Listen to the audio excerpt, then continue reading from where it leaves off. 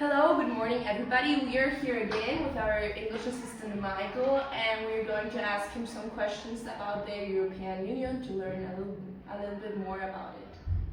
Okay, so do you know much about the countries belonging to the European Union and how the European Parliament works? Do you think that in British school general knowledge about Europe is taught? Okay, so it's a bit of a loaded question. My knowledge of the countries actually in the European Union is quite limited, to be honest. Although there's 28 countries in the European Union, soon to be 27, we don't actually sort of know too much about the other countries apart from the big economic powerhouses such as like Germany and France, and most of that comes from like a cultural sort of either holiday or experience or just from what we see on the news, maybe to do with politics and demonstrations and all that sort of stuff. As far as the European Union and how it works, my understanding of it, and this comes from research since the 2016 referendum, where I did a little bit more research into actually how we are integrated in the European Union. We have a council, which is basically the top dogs of the European Union. We have a commission and we have a European Parliament. We have other institutions within the European Union itself. However, the council mainly run it.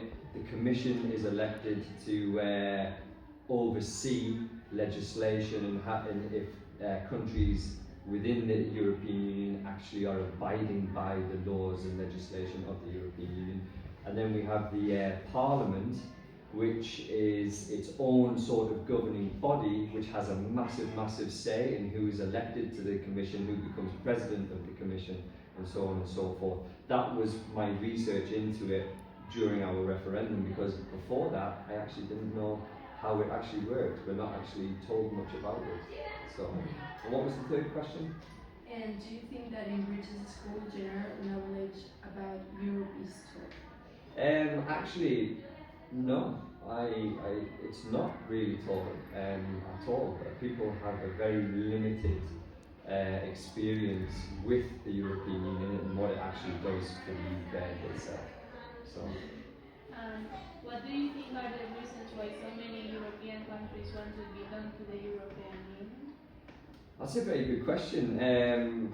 Why a lot of countries want to be involved in the EU? I think inclusivity, protection, being able to prosper. It's the European Union in itself actually allows countries that weren't previously part of it to become economically or to grow economically, to provide for their citizens and to allow those citizens to move freely through the economic areas within Europe and to prosper, to help their families, to help themselves, and inclusivity because it brings everyone closer together. It allows us to, like I said, to freely move, and protection. Europe as a whole, and when you bring all the countries together, are better protected against other countries outside who may or may not want to cause harm to countries inside Europe. So. But on the other hand, which do you think are the main reasons why the UK wants to leave Europe? Right, that is a difficult question to answer. Obviously, I voted to remain, okay? I wanted to stay part of the European Union. My feeling for Europe is very strong. I like the fact that I was able to travel around Europe freely, no problems, and to work. You know, that was one of the big positives that we had. Unfortunately, we had a vote and people voted to leave by a very small margin. However, the way I see it, when people voted to leave, they weren't actually understanding what Europe was doing for them. So people were voting for more money to be in the UK, for jobs for British citizens, for less immigration, okay? They were being scared in the fact that more immigrants, more people were coming to the UK and taking jobs, which was taking jobs away from certain families, which wasn't true. they were scared that the fact that more money was going to Europe and not being put into businesses in the UK, such as the NHS, which is one of the biggest British institutions that we care very deeply about. So when we hear of foreigners or other institutions trying to invade the NHS, it really pulls on our heartstrings. So people were being conned into the fact that these things weren't going to be taken care of, and that people were going to lose jobs and people were going to lose money. So I think people basically voted on fear rather than common sense and intelligence. So that was my perspective from it. And living in Spain for more than a year, do you see any difference between Spain and UK, the way we see Europe? Why do you think is that? Okay, differences as in like how you view the European Union or how you view Europe? What was the question? The European Union or Europe? Like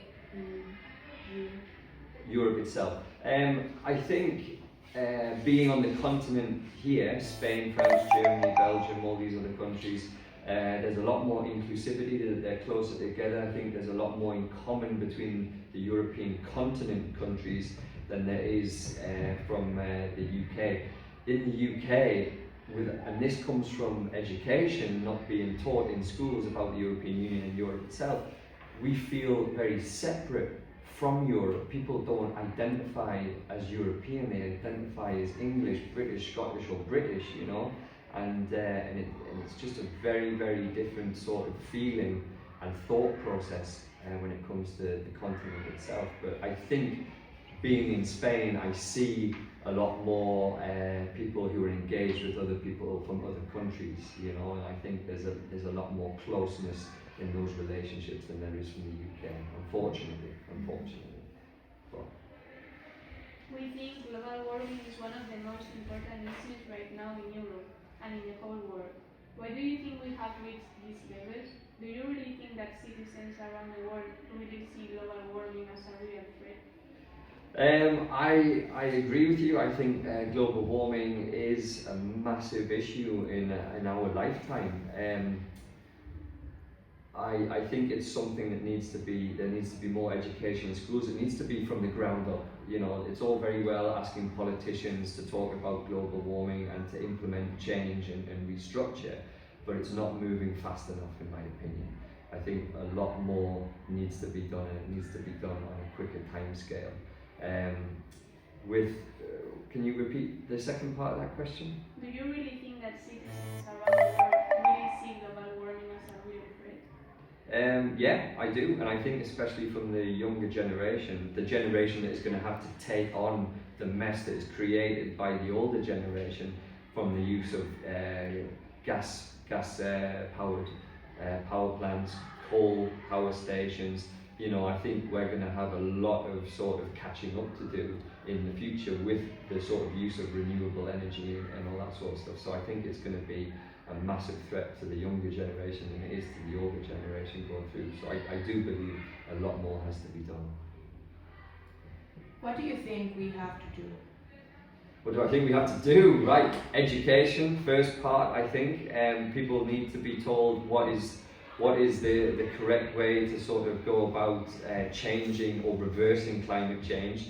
That can obviously come from the likes of these electric cars that have been introduced, hopefully the use of more wind power, solar power, tidal power, all these things that can be harnessed from the Earth's natural energy, and basically reducing as individuals our carbon footprint at the same time. I think there's a lot that individuals can do, but individuals actually work better as groups. So as a group we can achieve more, and it's through those things that I think we're going to fight global warming a lot better. If we think that we are living in the 21st century, we shouldn't even talk about equality and human rights, but it is also absurd that depending on your gender, sexual opinion, origin, and your color of skin, you have different rights. What do you think about this, and what is the situation in Britain? What is the situation? In Britain. In Britain. Britain has quite a very good record when it comes to human rights. Regarding equality, there is still a lot of oppression regarding certain people's gender and especially as you know in the news today, you've got the Me Too movement, which is trying to bring women to the forefront on equal pay, on jobs and all this sort of stuff. But for me, equality should be there no matter what. It shouldn't matter what religion you are, what sexual orientation you are, or anything else. But a lot more needs to be done to actually promote women in the workplace and sexual equality in the workplace as well. So there shouldn't be a fear. Whatever you choose to go down, there should be no fear to be what you want to be, in my opinion. Thank you very much for answering all our questions. We hope that we think you have learned a lot about the European Union from the British point of view. And thank you very much for being here. Thank you very much.